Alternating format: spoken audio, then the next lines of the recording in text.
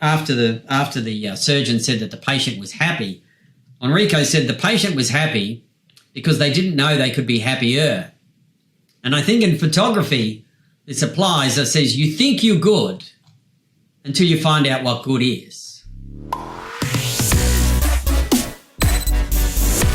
Ladies and gentlemen, welcome to the Rhinoplasty podcast with me, Dr. Cameron McIntosh. Today on this special episode, we're going all the way to Sydney, Australia to interview two fantastic human beings down there. I'm very excited about this because, you have the cell phone, then you have 2D photos, and then you have Clinical Imaging Australia. These guys have just brought the next level to 2D photos, and today we're going to be climbing into this in great detail, both with Dr. Peter Callan, plastic surgeon, who is really in the forefront of pushing high-quality 2D photography, and then with the technical aspect from Clinical Imaging themselves, that's with Woodrow Wilson. So, Peter and Woodrow, welcome to the show. Thanks, Cameron. Thanks for having us. So, guys, let's just climb straight into this. I know you guys both have presentations you want to share. Why are we even having this talk about 2D photography? Peter, if you want to kick off. I think the difference between rhinoplasty photography and medical photography in general is that not only we want to be able to take a good photograph, but it has to be more than a good photograph, because not only do we need perfect photography, but we need two perfectly matched photographs at different times. So as the only change that's communicated is the surgical intervention. If you don't have two perfectly matched photographs for colour, for exposure, for magnification, perspective, and Woodrow will go through this, you can never really compare, because what you're doing is you've got no idea what the intervention is, because there's a huge amount of variation and distortion that you can actually achieve without even doing a rhinoplasty on somebody and do a before and after, and the photo can look like you've done something. So Woodrow will tell us why. I agree with all your points, Peter, and I think when I got into this humbly in 2013, going to my first scientific congress with a lot of plastic surgeons, I was really alarmed at this discrepancy between Professor X or Professor Y on the lectern, what they were saying, and then what I was seeing in their before and afters. And it wasn't that it was just a bad before and after, it just was not very scientific. Yeah. And, all these years later, I can say the problem still exists, but it's been amplified with social media and marketing, and it's like poured kerosene onto that problem that I saw all the years ago. So before we get into all the technical side, it's really just alarming just how much bad photography out there is, and then that must lead into bad practice, bad outcomes, bad record keeping. The list goes on. So it's a very exciting and interesting space. I have a question for you. You said there between Professor X and Professor Y. I think there's also a terrible discrepancy between Professor X and Professor X. It's just unbelievable that people put photographs of the same patient and it doesn't look the same whatsoever. No, I agree. Okay, to add to that, Cameron, we're in a business where we're communicating with people, and we may be communicating with the outside world, but we're also communicating to our peers. And why should I believe anything that anybody says if they can't even show me a decent photograph of what they've done? So there's an issue there too. Okay, great. Okay, so Peter, we're really looking forward to what you have to share with us, and then we'll move over to Woodrow after this. Okay. Thanks very much, Cameron, and thanks very much for the invitation.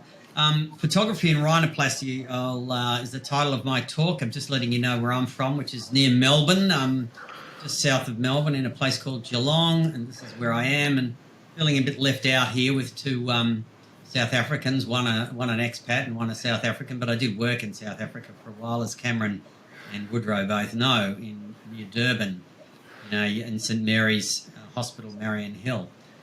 Which was a great experience in my final year of medicine. And, when was that, Peter? I'm not going to say, 1983.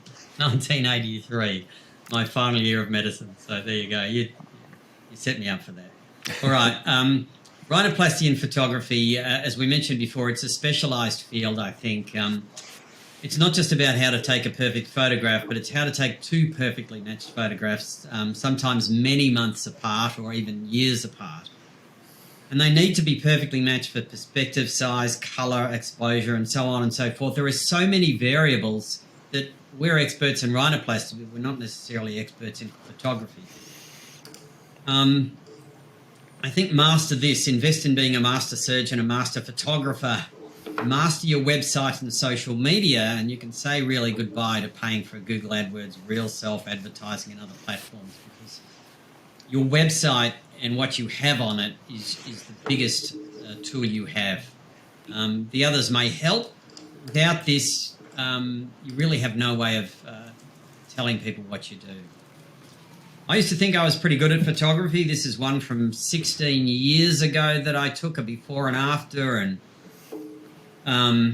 obviously it's reasonable photography, I guess, but there's a lot of flash off the face, there's shadows behind the patient, her head's not square in the right one, but the backgrounds are different colours, there's a lot of difference between them, and this is what I thought was reasonable. 10 years later, I thought I was a bit better. So I got rid of the shadow problem. Backgrounds are a little bit different. I think the skin colour exposure is not too bad. So I was able to get away with this, and I thought that was reasonably good. And then I met Woodrow, and I had to go up another level, because the problem with Woodrow is that he doesn't know how much he knows, and he assumes that we know as much as he does. Oops. So he says so much that it washes over you a lot, and a lot of what he does is so second nature to him that to us we don't realise the brilliance of it until we've done it. So I thought I'd go through it in my evolution of understanding and how I set up a studio, and there is a logical order to it. Now, I'm going to go through it slowly just to show you. So step one is you need a dedicated area. It can be an area and it doesn't have to be a room. But you need to be able to photograph the subject from a minimum distance of 4 feet, and that will become apparent as we go through. So you need an area where you can have the camera 4 feet from the subject at least. That's called camera to subject distance. That's the first thing. The second thing is you are going to have to use controlled light. Because the lighting in areas vary all day, every day, according to the time of day, unless you're in a completely dedicated room. You need what's called a strobe, which is a very powerful flash. Because it's mains powered, it's intense, it's very bright, and it has a very fast recycle time. Flash, which is on camera, has insufficient power because the photo will vary as the ambient light changes. So what we want is we want the strobe to overpower the ambient light. That's the first thing. And the second thing is we don't want the ambient light to really have an influence at all on what we're doing. We only want the strobe light to have an influence.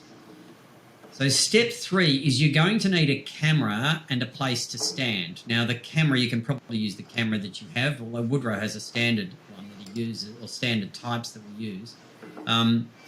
You need to choose a distance between 4 and 10 feet.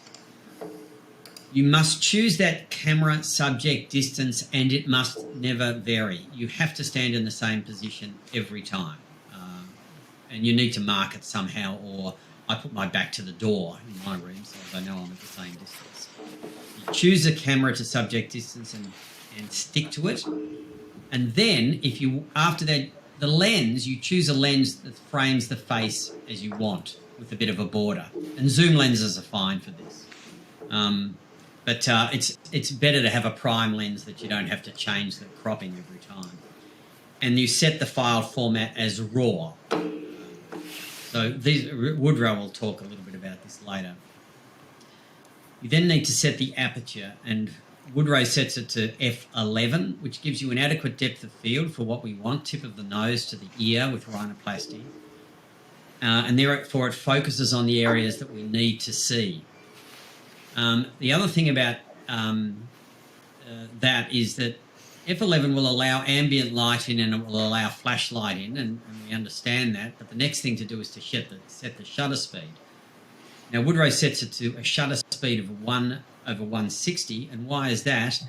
Because for two reasons. It's below the flash sync speed, which I won't go into, but it means that the flash is fully open, the shutter's fully open for the duration of the exposure. You get very sharp images, and movement won't have much of an influence. But it also virtually eliminates the effect of ambient light. So if your dedicated area changes throughout the day, it doesn't matter on the exposure of the photograph, because shutter speed affects ambient light, whereas aperture doesn't so much. And step 6 is set the ISO. The ISO on the camera is set to 100. That's the lowest setting for most cameras. And with an ISO of 100, the image will be sharp because of sufficient light entering the camera. And the sensor's saturated with light, and no amplification of the signal is necessary. Therefore, you'll get the sharpest image with the least digital noise. Now, these are a lot of technical things, but they're things that I now understand when I'm doing. So we'll get on to photographs now. The main thing to understand is the myth of lens focal length, and this has probably been my biggest understanding, is that focal length makes no difference to the photograph taken. Everybody says, oh, you can't use an iPhone, or you can't use this camera, or you can't use a wide-angle lens, because you'll finish up with distorted photography, which is complete nonsense. The effect of optical zoom is the same as digital zoom, is the same as cropping, is the same as a crop sensor, is the same as using a 24mm lens as opposed to a 135mm lens. The only thing that optical zoom has as an advantage is pixel count. So if you take a photo with a wide-angle lens from 10 feet, the face will be very small. So when you crop it, there won't be as many pixels as if you use the advantage of optical zoom. All right. Now, this is the most important slide in the whole deck, and I'll read it out for the podcast listeners. Distance is the most important. Camera to subject distance is all that matters, and that is why you must choose a camera to subject distance and stick with it. Photos taken at different distances can never be matched. So that's the biggest problem that we have, different distances. And let's explain it. Now, the podcast listeners won't be able to see these photographs, but the YouTube ones will, but it's worth looking at the photographs. What I've got on the screen are 6 different photographs taken at a constant distance of 150 centimetres, or about 5 feet. I've taken one with a 134, Woodrow has actually, a 135mm lens, an 85mm lens, a 50mm lens, a 35mm lens, a 24mm lens, and an 18mm lens. So all photographs have been taken from the same distance with the same, with a different focal length. Now let's crop all of those images and put them in the same square that they were. And if we look at the right-hand side, you'll see that all images are identical. There is no distortion. The images are the same size, and they look the same. So you could compare it. And that's probably was my biggest misunderstanding, and most people's biggest misunderstanding with photography. Distance is key. Now the next thing is let's go the other way around. What about with a focal length constant, and let's vary the distance? So now on the left-hand side, I've taken photographs from 6 feet, 5 feet, 4 feet, 3 feet, 2 feet, and 1 feet, but all with a 24mm lens. Now let's crop all those images, and we look at the right-hand, all of those images cropped to the same size, we'll see distortion occurs, or perspective distortion. It's nothing to do with the lens, it's the distance from the camera. So if you look at the top 3 photographs, they're taken at 6, 5 and 4 feet. It's very difficult to see the difference between them. At about 3 feet, this distortion really takes effect. So as long as you can take a photograph from 4 feet or beyond, you should be okay. And most people cannot tell the difference between these photographs. So you need to take one from at least 4 feet away. And most selfies are taken shorter than that, which is why you get the distortion. Now, this is one taken with an iPhone on the left and with a Canon 90D on the right. Now, the lighting's different because I've used Woodrow's ideal lighting setup on the right, and the quality's different, but you'll see that with the iPhone and with the camera, as long as you take them from the same distance, the photos look fine. There's nothing wrong with them. Not that I would use an iPhone, but it just shows you, so the distance is the issue. You've got two completely different modalities to take photographs. Now, why is this? When you get to about 4 feet, the distortion is 4%, and when you get to 1 foot, the distortion is 17%. What do I mean by that? I've taken two photographs here with rulers, one on the tip of the nose and one at the lateral canthus. On the left-hand image, it's taken at 120 centimetres or 4 feet, and you'll see the rulers look roughly the same length. When we go to 30 centimetres, in other words, get close up, the ruler that's on the tip of the nose compared to the ruler that's at the lateral canthus is much bigger. And that's the distortion that we see with a close-up photograph. So what about Vectra and 3D imaging systems? So this is the quality of the image that we get using Woodrow's system, constant distance and lighting and all that setup, and I won't go into any more of that. And we take standard photographs, and I'm just going through the photographs now that we get. I use the Vectra for planning purposes, but it's insufficient quality for seeing befores and afters, I find. It's not as good as 2D photography. It does communicate the problem, but there are certain distortions. So I use it as a planning tool. So this is the pre-op on the left and the post-op on the right, or what I want to be the post-op on the right, and then I can compare that to what I've projected. Same with this, looking from below the worm's eye view. This is my pre-op, and this is what my projected post-op is, and then post-operatively I can see what I've done. So it's a good planning tool for me, but as far as a before and after tool is concerned, it's not that great. So it's important to get these images as high quality as you can, and I'm just going through a few images now to show what I'm doing. The second problem I then had was, if you look at this one, the patient's not looking in exactly the same direction. In other words, the head's slightly tilted. So we thought, how are we going to get the patients to look in the right direction? Because it's very difficult, as we know. Standard 45 degrees, most people can't work that out.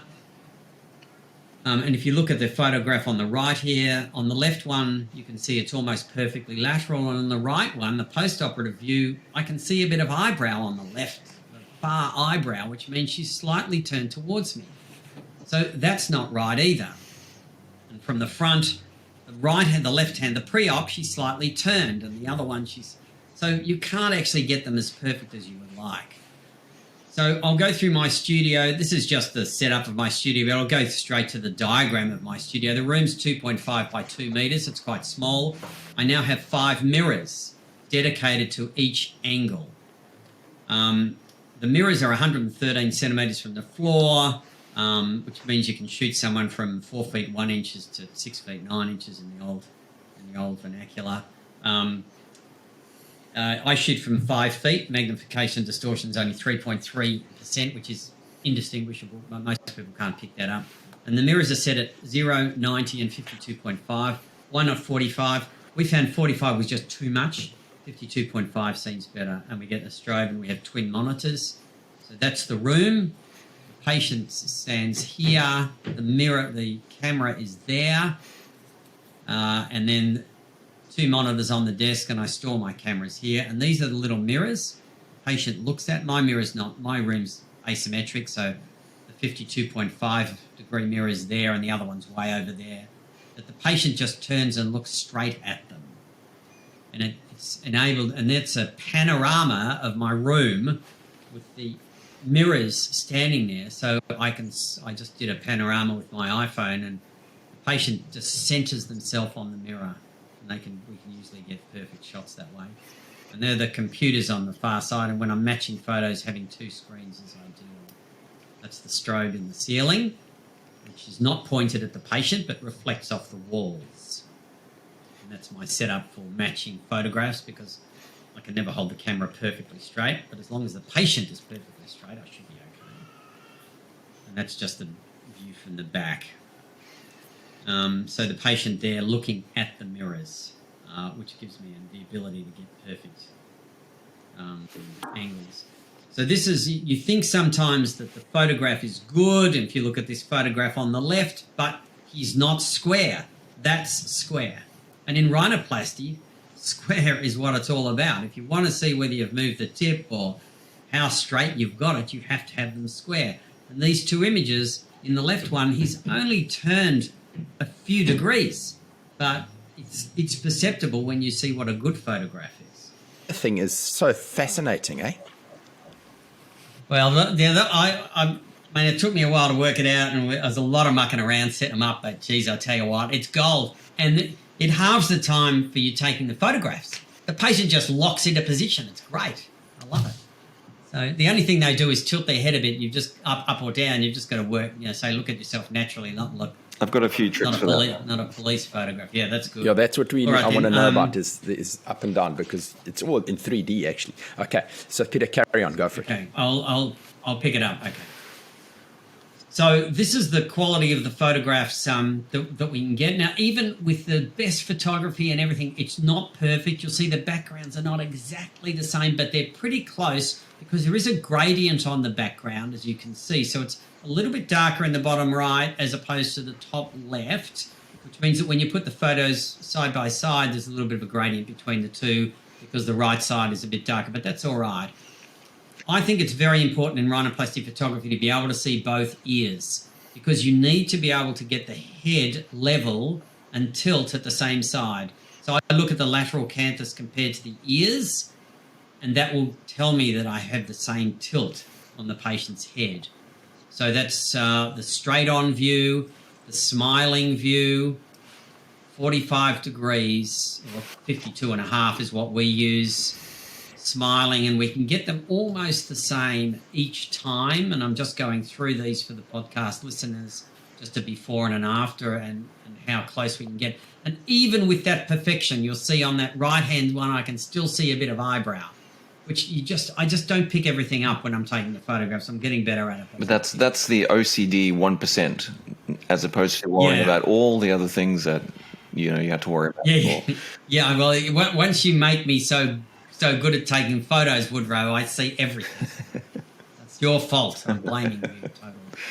All right, so and we keep going, and then we can get images the same, before and afters, very, very similar. And I think it'd be hard to say that I'm trying to distort what I've done with my surgery, with my photograph, because I think it's pretty close to being where you want it to be as far as just communicating the surgical intervention.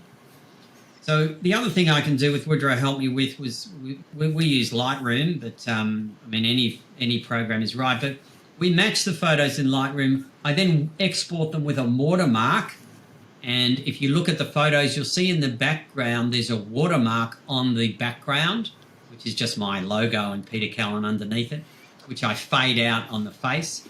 But it's very good as an embedded watermark to have that, and I can just export them directly with the watermark. I can also embed a lot of metadata in them, which only includes the copyright, keywords, caption, contact details, and of course you want to make sure that there's no patient details in there at all. But using Lightroom and sometimes using Adobe Bridge or something like that, you can change your metadata, which is another thing that Google searches on, of course. Otherwise, it's completely de-identified. So there's an old adage that I heard once at a meeting that when somebody was showing a fairly average result from a rhinoplasty, and the host, who I think was Enrico Robotti at the time, said after the surgeon said that the patient was happy, Enrico said the patient was happy because they didn't know they could be happier. And I think in photography this applies. It says you think you're good until you find out what good is. So thanks for that, Cameron. I'll get out of that for you. Hey, Peter, thank you. That's fantastic. That's very interesting. I thought that was quite technical, but now we're really going to hear from the professor himself, Woodrow Wilson. Tell us more, Woodrow. Well, just before I open up my slide deck, a question for both of you is, before you go down this road of all the technical side and the perfection with lenses and optics and room layouts and stuff, how has it improved your consultations with your patients, like both when they're hesitant before surgery and when they come back and they've got the result that they wanted? How has that helped you, Peter? You mean in communicating the results Yeah. to them? Oh, well, I mean, patients love before and afters, and the fact that I can knock them up and put them up for them straight away, they love. Patients do forget what they were like beforehand, and I'm sure Cameron would agree with that.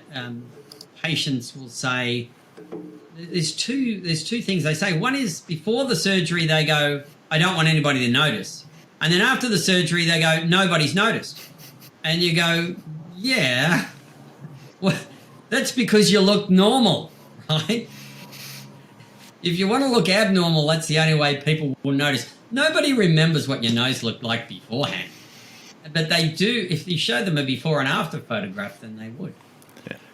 So, Woodrow, my answer to that question is the 3D vector morphing is great for trying to show the patients what results could be like, but it sucks in terms of if I want to be presenting or using photographs in a more scientific way. It's not nearly the quality of the 2D, and that's why I'm looking forward to learning more about this clinical imaging program you guys have. I think coming from outside of the industry as a commercial photographer originally, I was quite flabbergasted with all these different imaging devices in the medical industry, because a lot of them look very fancy. They've got all the terminology and the measurements and stuff, but what they communicate image quality wise is sometimes very, very bad. And I think there's definitely a role for 3D, as Peter says, and it's a fantastic simulation tool, but it's a simulation. It is not a photograph. It is not evidence. It's not, standard before and after in a medical legal sense. So often people will go and spend a lot of money on some fancy tools that they could have just done well with some basic equipment to begin with. Okay, so thank you for letting me discuss this with you guys today. Fun fact, I'm not actually qualified in photography. I haven't studied anything. I just fell into it a long time ago.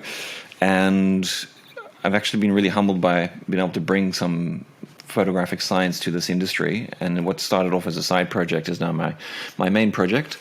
But that said, my background is commercial photography, and as it stands now, I am a trainer for Allegheny Medical Institute, and I'm part of the communications team for a really amazing charity called Interplast, which I can tell you about a bit later.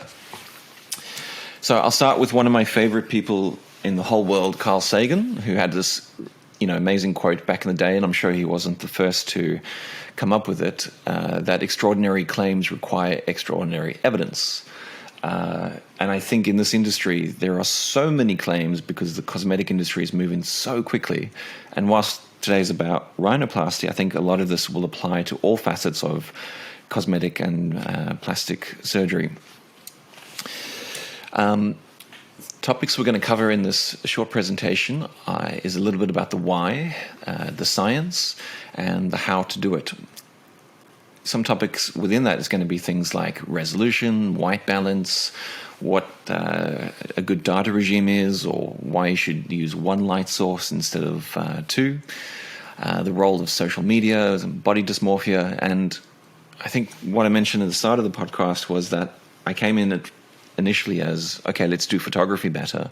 But then that's soon splintered into, okay, what's wrong with the industry? What other impacts within a clinic is photography having, marketing, social media, patient understanding, journey, all that sort of stuff. And it's really been a wild ride, and it's very, very interesting.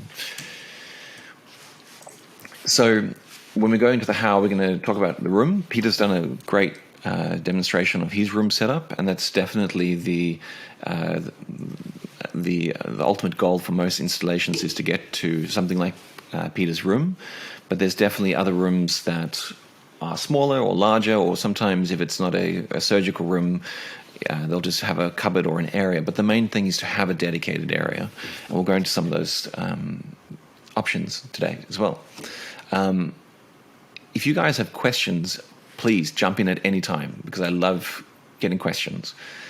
This is a short slide, which I'm trying to be a little bit cheeky, but everyone thinks they can take good photos. And with automatic and iPhones and the technology that exists today, it's actually really easy to get a great photograph on a recreational, holiday, family sort of way. I'm amazed all the time at what phones can do.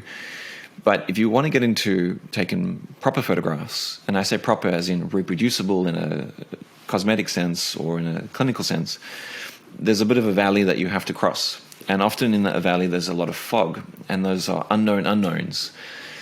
But you have to go through that, and it's as soon as you step into the valley, it's a very steep fall where you're going to learn things like the photography science and how to train your staff, how to have protocols for the team, what to do with social media, as Peter covered, with angles and how important they are, or time management around photos, how to network those images, and what the hell is the cloud.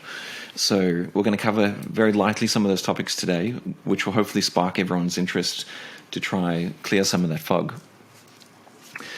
A little bit about the why is, firstly, the boring stuff. The legal side is that, APRA, the Regulated Health Agency in Australia, and it's quite similar in most Commonwealth countries, that they will say you don't want images to be misleading, and you want to try and reproduce the images as clearly as possible. And they'll give you some really basic tips and tricks, like make sure the lighting and contrast is consistent. But they don't explain to you how to do that. So it's a bit of a wild west, and there are a lot of papers out there, and me and Peter have been through quite a few to prepare for this talk. But a lot of them are either really outdated, way too technical, so that no one actually wants to implement what they're trying to teach, or they're just flat out wrong. Another reason why to take it seriously is the role of social media, and it's absolutely exploded over the last 5 years. And one of the key findings of a study that Allegan did is that Facebook is obviously the leading source of information, with 82% on Instagram and lower 56% on Snapchat. But just to show you the pace at which patients are using social media to find their clinicians and how quickly it's changing. 2018, when this was done, TikTok didn't exist, and now TikTok is the biggest thing ever, and you'll see a lot of surgeons on TikTok.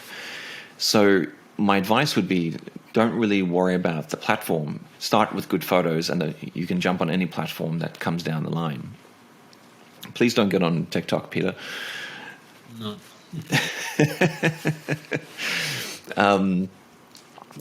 So the role of social media can be a really powerful one when it's done correctly. And Peter's a great example of this, as is a few other clients that I've worked with, where they have really good education campaigns, and photos, good high quality before and afters, are what lead those education campaigns. And I really want to stress the word education and not marketing. There's some rules around what you can and can't market in this industry, and a lot of people don't follow those rules.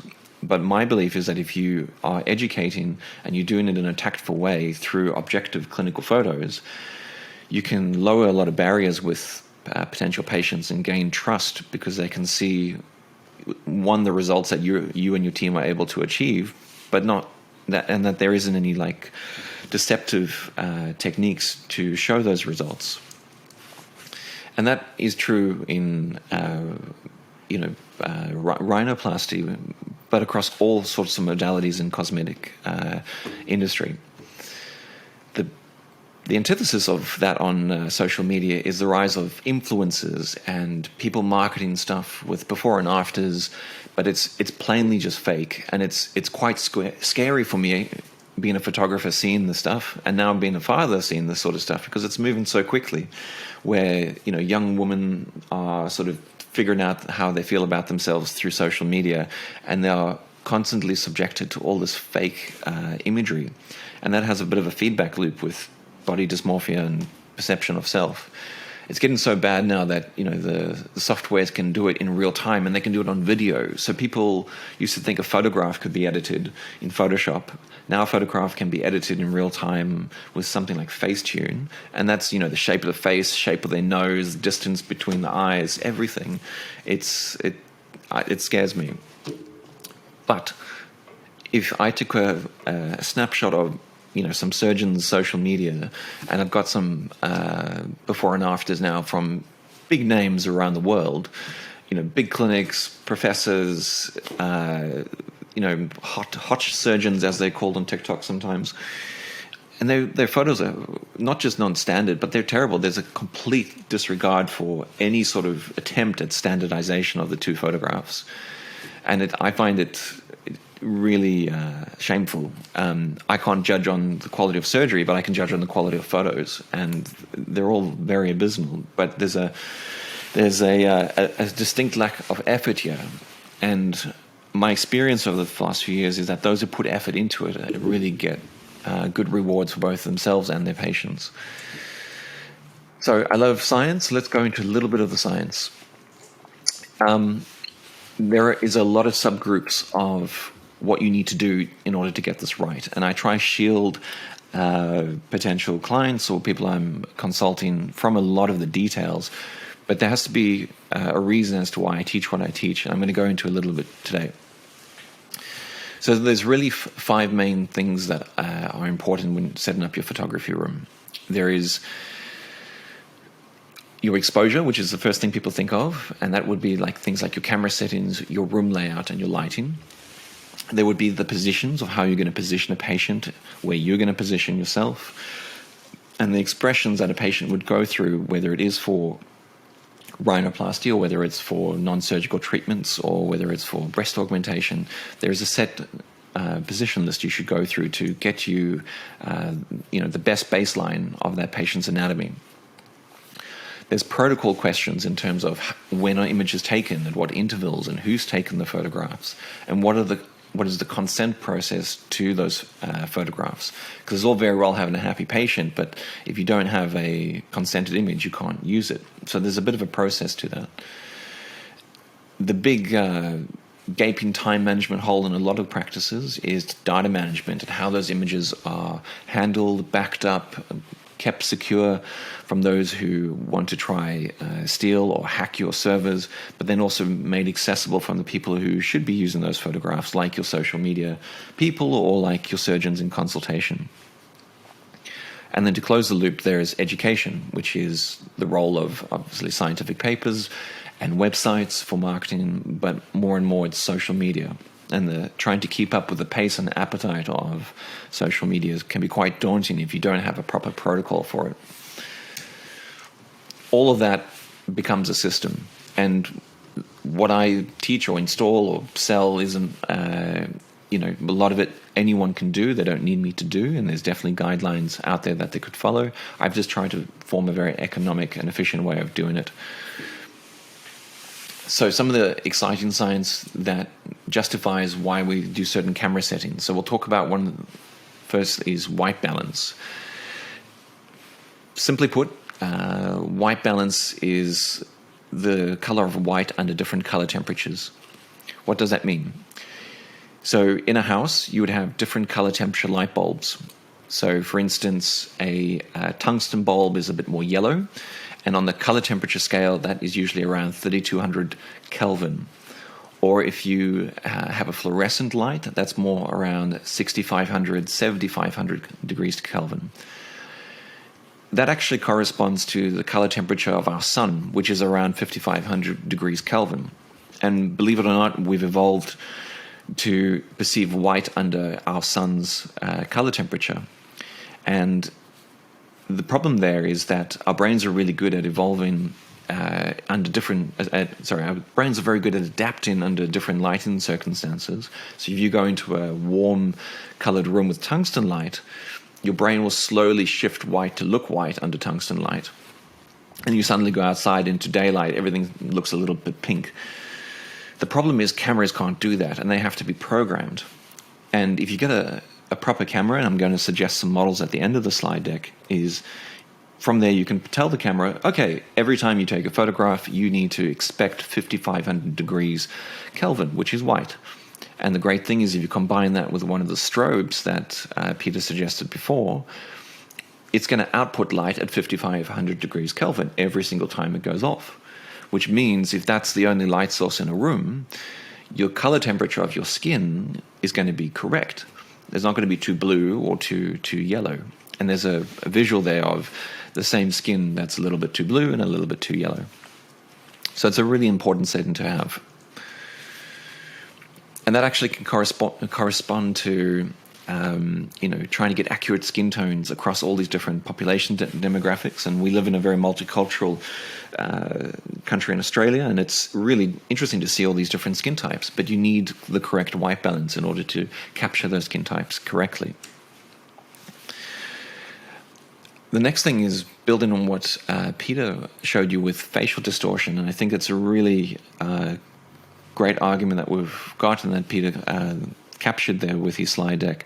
We're showing the differences in distortion that the distance can play on a patient's face.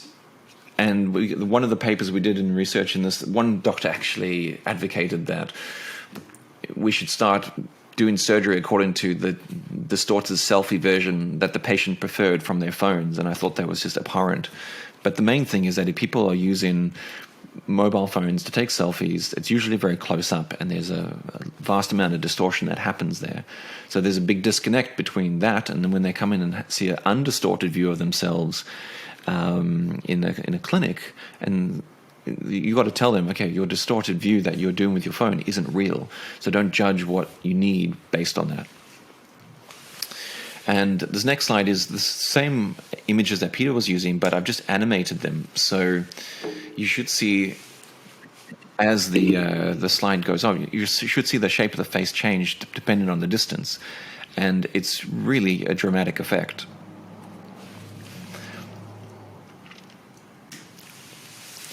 The next important thing is the angle of light. All too often, people have light come in perpendicular to the face. So the light source is point light source aimed straight at the patient, whether it's a ring light or whether it's a flash. And what that tends to do is it makes the face very flat, and it takes away all the three-dimensionality to the person's face. Since I started this, advocated for having one light source with a little bit of a steeper angle, sort of like 2 o'clock on a cloudy day, which gives you the benefit of some shadowing to be able to show some depth to the face, because our brains perceive light and dark as distance. So if something's darker, it's usually further away. Something's lighter, it's closer to you. So that gives you a nice middle even ground when you look at a patient's face to judge the nose or to judge their mouth or mid-face, upper face, whatever it is. You've got this even diffused shadow. Another reason, and in the slide deck here I've got, I'm not going to tell you who took this, but it's quite controversial, and there is some surgeons out there that will use 2 light sources. And what that can do is actually really introduce these dramatic shadows into the face. And like the distortion that comes from a lens distance, or it comes from the angle of light or from the color of light, having multiple light sources can introduce these distortions into a face where it introduces a problem that the product will fix that didn't really exist to begin with. So you really have to be careful with how you light someone's face. Another important point is background color, and I get asked this all the time. And my first answer is making sure that the background is consistent, whatever it is. So whether that's white or black or blue, just keep it the same with each time. From there, you can get into the nuances, okay, what's going to be the best color separation between a patient and the background. And I think medical blue, and you might have a better answer for me, Peter, as to why this started all the way back when they started taking photographs for clinical studies. But for me, blue is a really clear separation with every population skin type, because no one has that sort of pigment in their skin. So it really creates a nice contour difference between the background and the subject. It also has the added benefit in more modern digital management that color can be removed very quickly. So you can, one click in most programs, take away that color, and then you've got a transparency where it gives you more flexibility when you're designing a before and after with that clinical photo.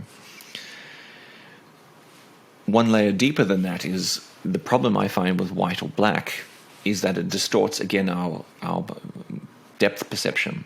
And I think before Allergan's time, cool sculpting using black backgrounds was very smart because it made everyone look skinnier.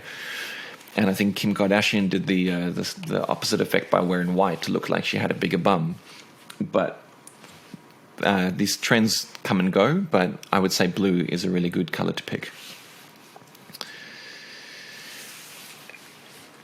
One of the problems with people using mobile phones goes into sensors, and even a rudimentary DSLR or mirrorless camera from 10 years ago still has a sensor or a digital sensor that captures light that is 4, 5, 6 times larger than even the best mobile phones now. And why that sensor is important is the bigger the sensor, the more light it can collect without distorting the light that comes into it. You have to imagine that on a small mobile phone, it's doing really incredible optical bending of light to get into a tiny sensor on the back of your phone. But when that happens, you lose detail, you lose color fidelity, and often a mobile phone now is more expensive than a proper DSLR camera. So by having a mobile phone as your primary capture tool, you're not able to reproduce the same image twice because you can't program that mobile phone. It's essentially on automatic every time. So, top 5 things to do when you are going to start this journey is to find a space. Peter, what was the measurements of your room, roughly? 2.5 meters by 2 meters. Yeah, that's a great size room, and it's got enough space for the background, which is usually about 110 centimeters across, as well as having space for a consulting table and computers. If you go much smaller than that, you can't really fit in the practical things of, a chair for the patient to put their clothes, or hang a robe, or having a screen to be able to display what you're doing. When I started this, most clinical setups were very cumbersome. They had a lot of equipment that was very intimidating for staff that really required a professional photographer.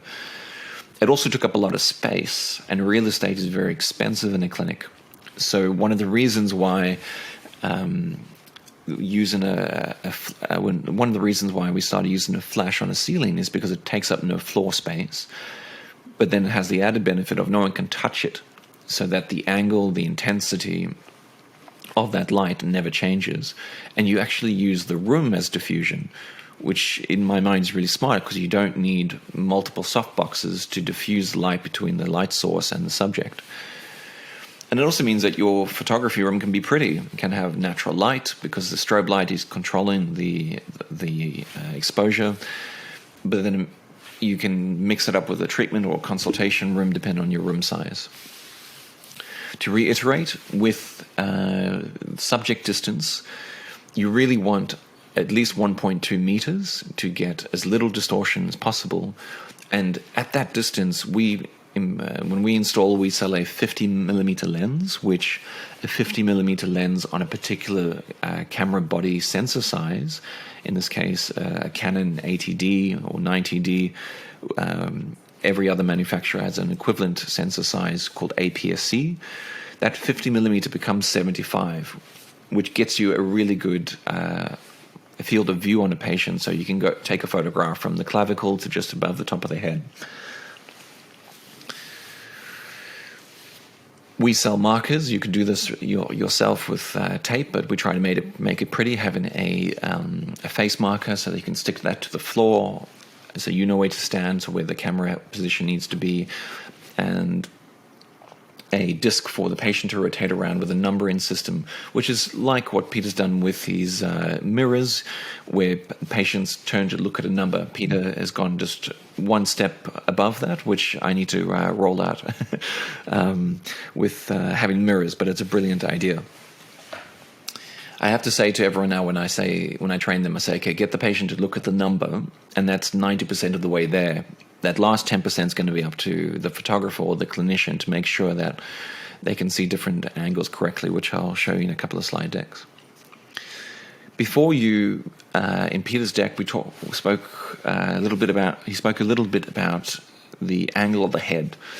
The way we got around this is when you are standing at 1.2 meters with a 75 millimeter equivalent focal length, and you're aiming at the patient, and you start the patient looking at in a profile to their left, there's grid lines that you can enable on the back of the camera. So it sort of functions like an iPhone with a big screen, and you can overlay those grid lines and certain anatomical lines. Conveniently, the Frankfurt plane from the ear to the tip of the nose lines up with the middle grid line in a camera at 1.2 meters at 75 millimeters. And if you do that, you can overlap that, and then you can see if the patient's head is tilting too far up or too far down.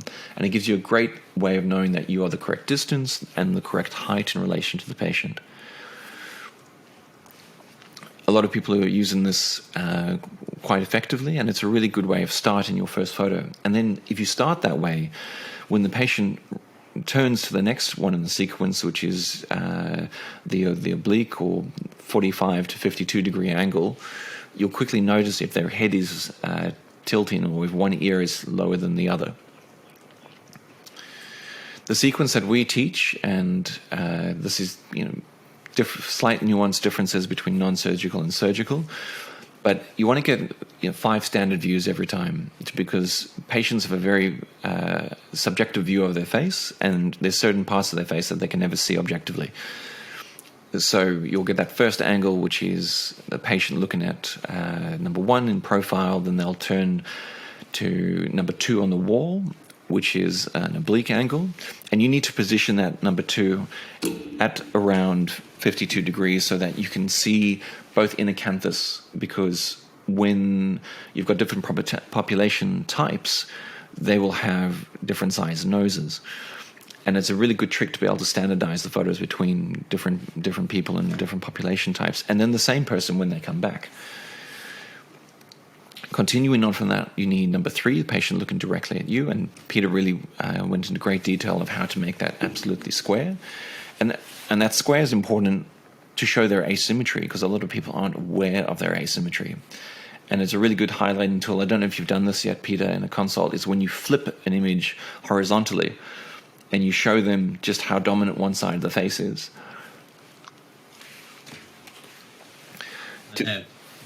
To finish the sequence, you do the second oblique and then the second profile.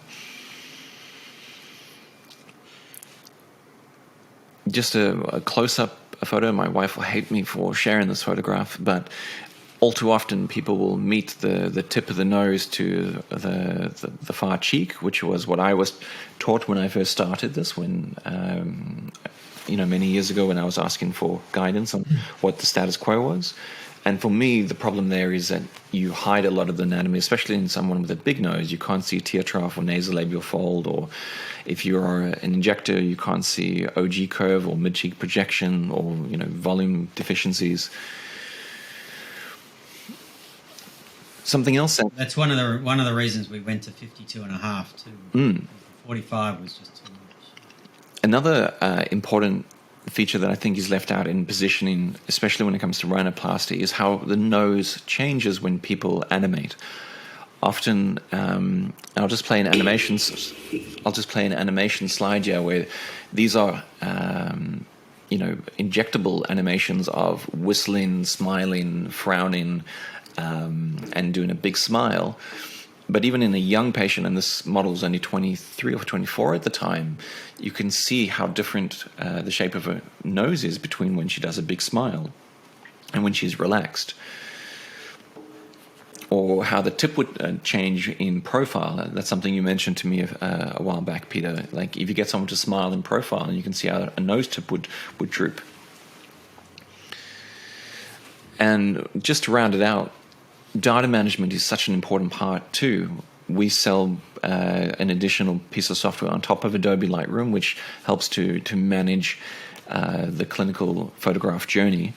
But essentially, by having a tethered capture workflow, and that means no memory cards, but actually connecting the camera to the computer, means that you can have that image instantly available, instantly backed up, and instantly there to consult with, whether it's in that room or another one.